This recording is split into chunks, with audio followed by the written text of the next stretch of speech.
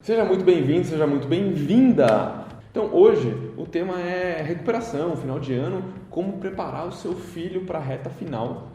Então, se o seu filho está na reta final e está com notas baixas, é sobre isso que a gente vai falar hoje.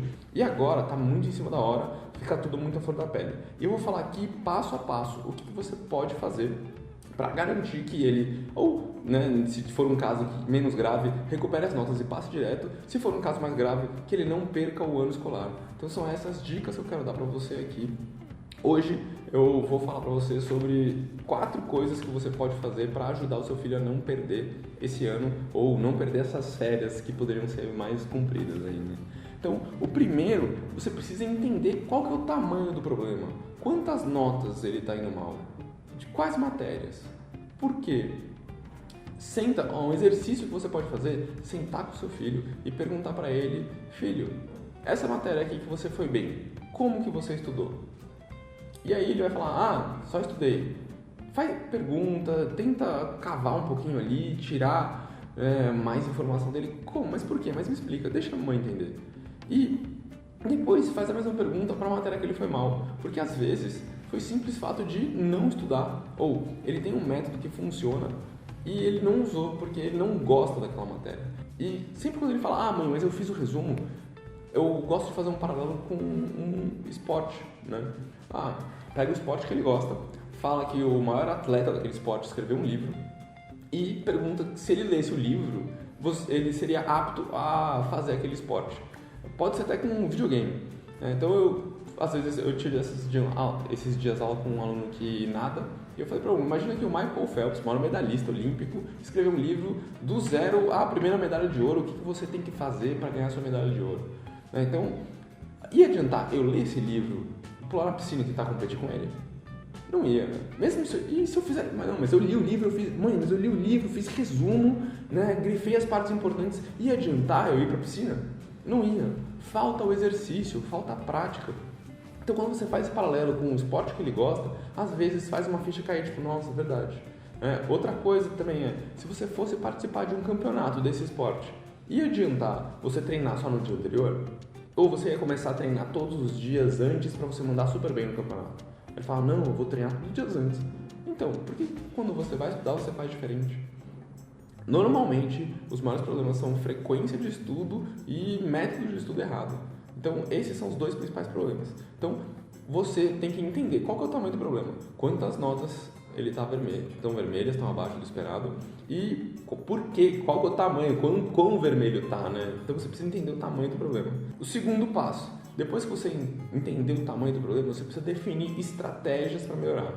Por exemplo, se o seu filho está de 8 recuperações, meu Deus do céu, ele vai repetir de ano, o que eu faço? Tem casos com alunos de 8 recuperações que recuperam 4 matérias nas provas, vão para exame, aí depende de como que é o método de mensuração de notas da sua escola, quais são os critérios para ir para exame ou não, se tem exame, se não tem, como que isso funciona. Então você precisa entender muito bem isso. Então um dos jeitos de você fazer isso, e isso eu já estou entrando aqui no terceiro passo, é você procurar a escola e mostrar a estratégia que você definiu e ver se eles estão de acordo. Olha, tem escola que eu chego e falo: tem esse aluno, ele está com essas dificuldades, a gente pensou em tratar primeiro as matérias que ele está indo melhor, para garantir que ele não fique de recuperações dessa, para quando ele for para o exame, a gente fazer um intensivão e melhorar só essas matérias aqui que ele está indo muito mal. E a escola fala: olha, eu que acompanho ele na escola, eu acho que isso não vai funcionar por causa de A, B, C, ou eu acho que vai funcionar por causa disso, disso, disso. E aí a gente consegue saber o que funciona, o que não funciona, e a gente mostra para a escola, e esse é o ponto principal, a gente mostra para a escola que a família está unida para superar aquela crise. E quando um aluno mostra a recuperação em várias matérias, tipo, ele estava de 8 recuperações, de repente ele ficou de 4, nossa, todos os professores falam: algo mudou. E isso gera uma sensação de querer ajudar, porque eu não conheço o professor que gosta de repetir aluno. De verdade, eu não conheço um professor que gosta que tem prazer em repetir aluno. A maioria dos professores que eu conheço são professores por paixão. Eles foram para essa área porque eles queriam transformar vidas, porque eles queriam fazer os alunos serem pessoas melhores, porque eles são apaixonados por aquele conteúdo que eles ensinam e eles querem mostrar aquilo para o mundo. Então, você mãe, você pai, usa essa paixão do professor, abusa dela, porque ele quer que o seu filho aprenda. A maioria dos professores quer que o seu filho aprenda, tá? E o que você tem que lembrar, mãe? Você tem que lembrar que existem algumas coisas que você tem controle e algumas coisas que você não tem controle. Você, mãe, não tem controle se o seu filho vai estudar ou não. Não tem. Você pode amarrar ele na cadeira, colocar o livro na frente dele, ou pôr um vídeo para passar, e ele pode não prestar atenção em nada. Você não tem controle sobre isso. O que você tem controle? Quantas conversas você vai ter com ele? Quanto você, mãe, vai se preparar para conseguir persuadir ele, mostrar para ele os pontos, ajudar, facilitar ele a se convencer que ele precisa estudar de um jeito diferente. Então, é isso que você tem controle. Você não tem controle se a escola vai passar seu filho de ano ou não. Você não tem controle se a escola vai ser colaborativa com você ou não. Mas você tem controle do quê?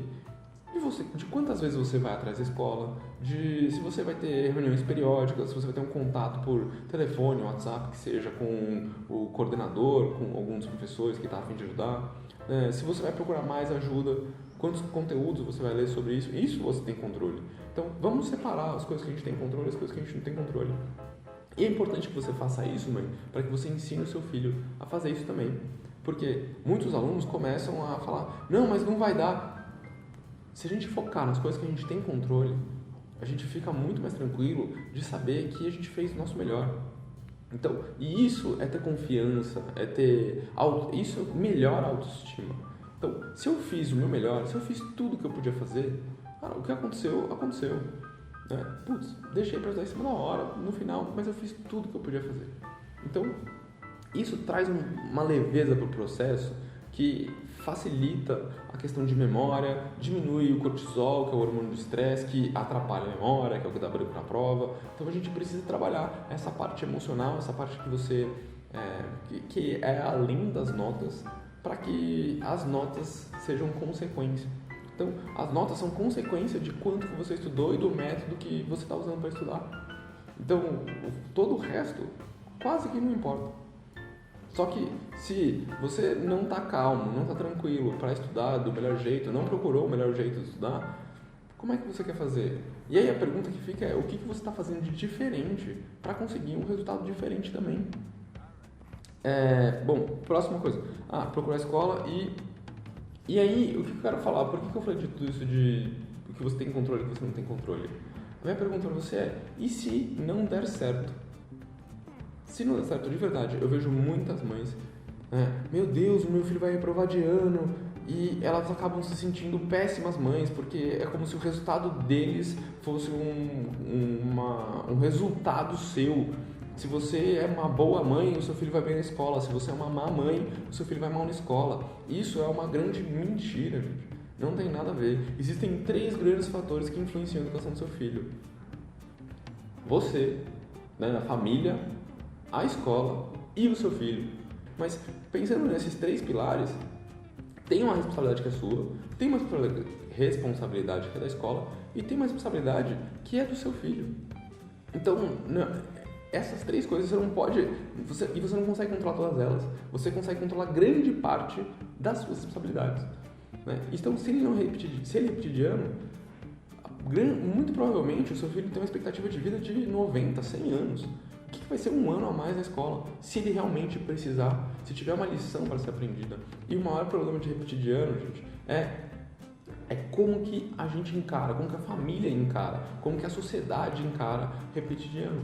Repetir de ano é algo considerado muito ruim, como se alguém fosse incapaz. E não é isso. Isso tem a ver, repetir de ano tem a ver com... Você precisava de mais tempo, tinha alguma lição para ser aprendida, mesmo que seja não deixar para a última hora.